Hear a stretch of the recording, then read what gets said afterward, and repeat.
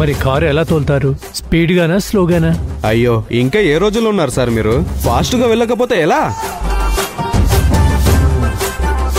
హైదరాబాద్ నుంచి విజయవాడకి అందరూ 5 గంటల్లో వెళ్తారు సార్. నేను 2.5 గంటల్లో వెళ్ళిపోతాను సార్.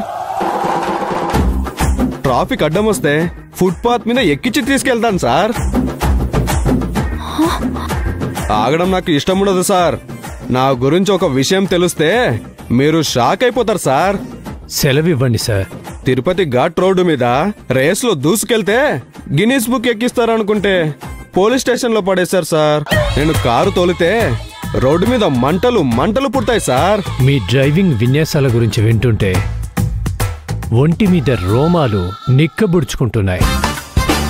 మీకు కాల్ చేస్తా గానీ మీరు వెళ్ళండి. ఒక్కసారి నా డ్రైవింగ్ ఏ రేంజ్ లో ఉంటుందో నేను చూపించినా సార్?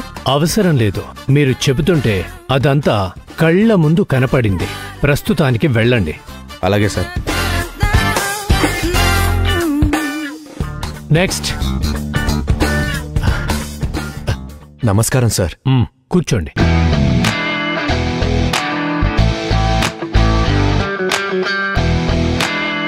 మీ పేరు? బస్కార్. అదేం పేరు? నా అసలు పేరు భాస్కర్ సార్. డ్రైవింగ్ చేస్తాను కదా, బస్సు కారు పేర్లో ఉంటే బాగుంటుందని బస్కార్ అని పెట్టుకున్నాను సార్. మీ డ్రైవింగ్ గురించి చెప్పండి. ఎప్పుడన్నా యాక్సిడెంట్ చేశారా? అదేమన్నా నాకు కొత్త సార్.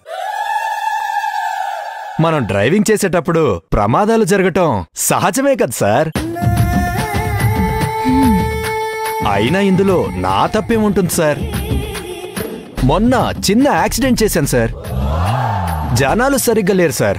ప్రాణాలు పోయిన వాళ్లే ఏం మాట్లాడకుండా ఉంటారు సార్. కాళ్ళకి చేతులకి దెబ్బలు తగిలిన వాళ్ళు ఉంటారు చూసారా, వాళ్ళు మాత్రం తెగ మాట్లాడతారు సార్. అదేంటో గాని దేవుడి దయ వలన ఎన్ని యాక్సిడెంట్లు చేసినా నేను మాత్రం బ్రతికే ఉన్నాను సార్.